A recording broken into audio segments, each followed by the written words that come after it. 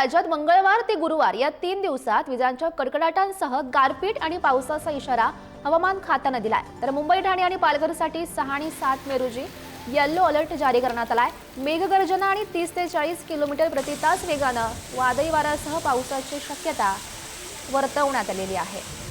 आणि या संदर्भात अधिकची माहिती जाणून घेऊयात। आमचे प्रतिनिधी धनंजय दळवी सध्या आपल्या सोबत आहेत। धनंजय, आपण बघू शकतोय उद्यापासून खरं तर राज्यात गारपिटीचा इशारा देण्यात आलेला आहे। कोणकोणत्या प्रमुख ठिकाणांचा यामध्ये समावेश आहे ज्या ठिकाणी हा पाऊस पडू शकतो?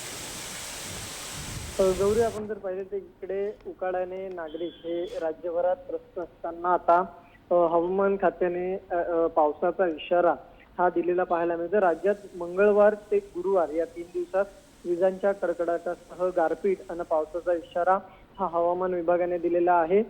राज्यातील अनेक राज्यांमध्ये या ठिकाणी हा गारपीट आणि पावसाची शक्यता वर्तवण्यात आली। तर मुंबई, ठाणे आणि पालघरसाठी 6 आणि 7 मे रोजी येलो अलर्ट हा जारी केलेला आहे।